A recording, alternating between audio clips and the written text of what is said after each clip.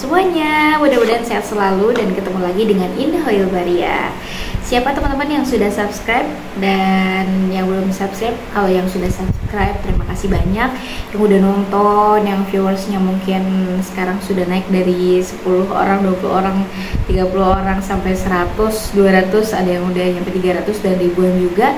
Pokoknya makasih banyak buat teman-teman yang udah support. Dan teman-teman yang belum subscribe juga silahkan untuk subscribe terlebih dahulu agar teman-teman tidak ketinggalan konten-konten Indah tentang motivasi tentang umroh. Oke, untuk video kali ini Indah mau ngebahas tentang bocoran-bocoran yang Indah bisa bocorkan di tahun 2024 tentang persiapan umroh khusus di tahun 2024 ini tuh apa aja sih kira-kira, dari mulai perencanaan, kemudian keberangkatan, dan apa saja yang harus dilakukan untuk bisa mendapatkan umroh, pengalaman umroh terbaik teman-teman, dan biar teman-teman nggak ketipu travel umroh gitu ya. Entah itu travel umroh yang besar mungkin atau travel umroh yang baru didirikan dan sebagainya, karena teman-teman mungkin ada sebagian yang berpengalaman, ada juga yang belum berpengalaman dalam mendaftar ke travel umroh seperti itu. Nah, ini bisa kasih bocoran beberapa, ini sudah buat ininya, draftnya khusus gitu ya, dan nanti juga Indah akan masukkan teks-teks ini ke ebook Indah yang akan Indah sebarkan nanti. Tapi sebelumnya buat teman-teman yang dapetin video ini, berarti teman-teman udah dapet bocoran pertama nih, paling pertama gitu ya, sebelum nanti ebooknya luncur. Oke, kira-kira apa saja untuk persiapan umroh di tahun 2024 ini yang mungkin nanti Indah nggak akan bahas secara rinci, tapi Indah akan bahas secara generalnya saja di video kali ini, karena akan panjang ya nanti durasinya gitu kan, butuh seminar khusus 1 hari kayaknya kalau ngebahas tentang persiapan umroh tahun 2024 ini. Tapi setidaknya video ini bisa jadi gambaran buat teman-teman semuanya, untuk teman-teman yang akan daftar di tahun 2024 ini. Masih ada sekitar 5 bulan lagi ya, 5 bulan untuk menghabiskan waktu tahun 2024 ini, dan mudah-mudahan bisa mewujudkan teman-teman nanti menuju ke Baitullah. Tapi tentunya dengan pengalaman yang terbaik dan travel terbaik dan momen-momen terbaik, pembimbing terbaik, dan kesempatan beribadah yang terbaik. Oke, kira-kira apa saja? Yuk simak videonya sampai selesai. Nah, ada beberapa hal yang Indah tuliskan di sini tentang apa saja yang bisa teman-teman cari informasi tentang umroh di tahun 2024 ini. Salah satunya adalah tentang perubahan kebijakan visa dan regulasi. Nah, ini harus dicek visa ini berapa lama gitu ya. Nanti teman-teman cek, harus tanyakan ke travelnya.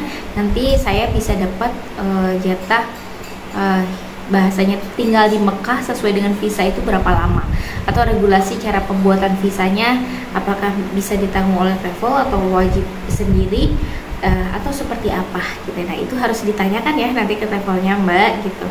Mbak, Mas, nanti kalau pembuatan visa untuk keberangkatan umroh itu nanti saya sendiri yang harus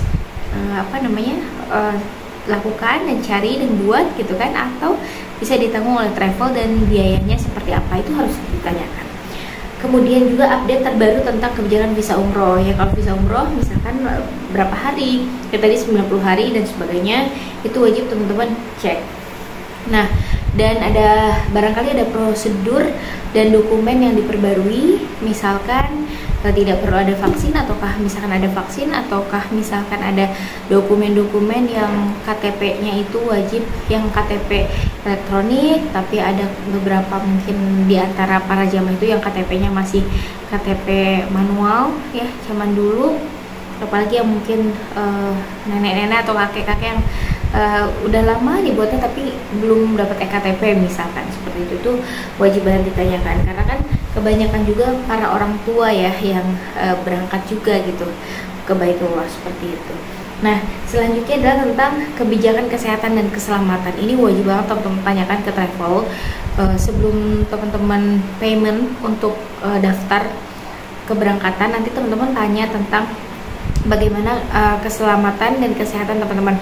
Apakah nanti travelnya itu akan memberikan asuransi kepada kita kalau nanti nauzubillah ada kecelakaan atau hal-hal yang darurat berkaitan dengan kesehatan kita dan keselamatan kita sebagai para jamaah, apakah nanti ada asuransi dan apakah ditanggung ataukah kita bayar sendiri seperti itu ya. Dan itu kalau seandainya nanti umroh pas di umroh di Mekah dan kemudian nanti ke Madinah juga, kalau seandainya sakit di sana bagaimana dan siapa yang akan mengurusnya, itu wajib ya teman-teman persiapkan.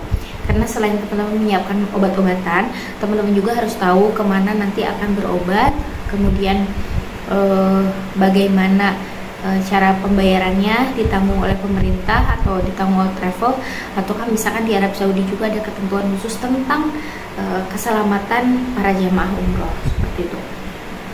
Nah, ini yang wajib ditanyakan ya, protokol kesehatan di Arab Saudi, apakah wajib pakai masker atau misalkan wajib vaksin meningitis, karena kemarin ba'da haji gitu kan, jutaan manusia misalkan kumpul untuk melaksanakan ibadah haji, jadi kita nggak tahu ada penyakit apa dari para jamaah haji, bagaimana penanganan pemerintah Arab Saudi terhadap kondisi para jamaah haji tersebut gitu kan, kita tidak tahu. Nah, apakah ada kebijakan baru tentang prosedur keselamatan dan kesehatan di Arab Saudi? Nah, ini wajib teman-teman tanyakan juga. Kalau seandainya misalnya travelnya tidak memberikan informasi, teman-teman juga harus searching dan googling ya tentang bagaimana protokol kesehatan di Arab Saudi di tahun 2024 ini. Dan selanjutnya adalah tentang persyaratan vaksinasi dan tes COVID gitu ya.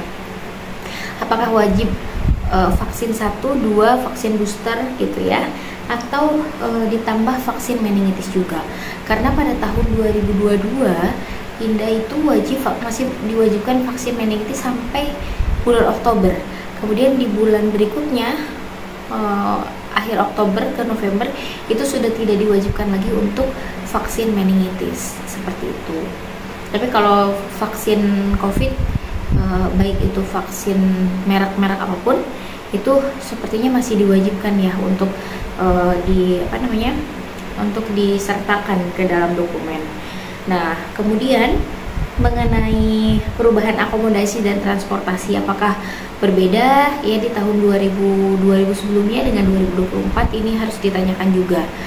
Kalau misalkan nanti apa yang diberikan di dalam pesawat atau maskapai yang akan nanti mengantar teman-teman dari Indonesia menuju ke Mekah gitu ya, apakah misalkan makanan yang ditanggung dapatnya dari 1 kali perjalanan itu misalkan 2 kali, atau nanti ada perubahan hanya 2 kali.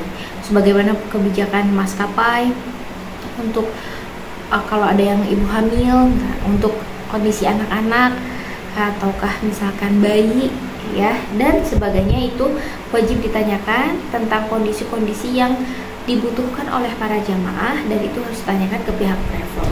Nanti insya Allah para pihak travel juga akan memberikan informasi yang mudah-mudahan bisa memberikan informasi yang sejelas-jelasnya mengenai kebutuhan para jamaah. Nah, ya tentang informasi terbaru tentang hotel gitu ya, apakah hotel itu, kalau dulu katanya sebelum COVID itu hotel tuh meskipun bintang 3 dia bagus pelayanannya, bagus dari segi makanannya juga, kemudian dari kebersihan dan lain sebagainya. Tapi kalau alam nggak tahu kenapa itu ba'da COVID dimulai lagi umroh katanya, dari segi makanan juga apalagi untuk Indonesia itu banyak sekali yang berbeda gitu ya. Ya apalagi yang hotel bintang 3 gitu kan, makanannya nasi putih, kemudian ada beberapa hotel yang menyediakan itu tuh sosis nugget aja sama sayur-sayuran yang memang seadanya banget gitu sayuran-sayurannya tuh. Nah, itu wajib juga ditanyakan bagaimana kebutuhan para jamaah mengenai makanan-makanan dan kondisi di hotel di sana mengenai makanan-makanannya seperti apa.